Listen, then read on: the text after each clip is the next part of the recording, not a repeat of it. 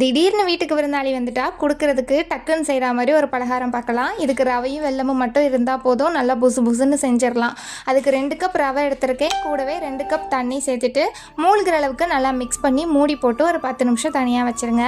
இந்த கேப்பில் stove on பண்ணி ஒரு பாத்திரத்தில் 1.5 கப் வெல்லம் எடுத்திருக்கேன்.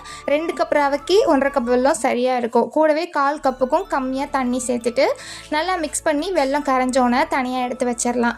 இப்போது நம்ம ஊற வச்சிருந்த ரவை தண்ணியெல்லாம் அப்சர்வ் பண்ணி நல்லா ஊறி இருக்கும். இதை மிக்ஸி ஜாரில் சேர்த்துட்டு துளி கூட தண்ணி சேர்க்காம நல்லா நொரப்பாக அடித்து வேறு பவுலுக்கு மாற்றிக்கலாம். கூடவே துருவன தேங்காய் 1 கப், ஒரு பிஞ்சு சால்ட் சேர்த்துட்டு நல்லா மிக்ஸ் பண்ணிவிட்டு கரைச்சி வச்ச வெல்லத்தை கொஞ்சம் கொஞ்சமாக சேர்த்து மிக்ஸ் பண்ணிக்கணும். நான் எல்லா வெல்லத்தையுமே சேர்த்துட்டேன்.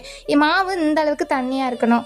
இப்போ ஸ்டவ் ஆன் பண்ணி கடாயில் எண்ணெய் சேர்த்துட்டு எண்ணெய் ஹீட் ஆனதுக்கப்புறம் கரைச்சி வச்ச மாவில் ஒரு கரண்டி ஊற்றுனீங்கன்னா கொஞ்சம் நேரத்துலேயே தானாக எந்திரிச்சு மேலே வந்துடும். நல்லா புஷ்ஷுன்னு ஒரு சைடு கலர் மாறினோன்னா இன்னொரு சைடு திருப்பி போட்டு 2 சைடுமே கலர் மாறினதுக்கப்புறம் வெளியில் எடுத்துருங்க. சூப்பராக புசு பணியாரம் ரெடி. நான் எடுத்த 2 கப் ரவைக்கு இந்த சைஸில் 20 பணியாரம் வந்துச்சு. உங்களுக்கு வேணுங்கிற அளவுக்கு நீங்கள் சேர்த்து பண்ணிக்கோங்க. சூப்பராக இருந்துச்சு. கண்டிப்பாக ட்ரை பண்ணுங்கள்.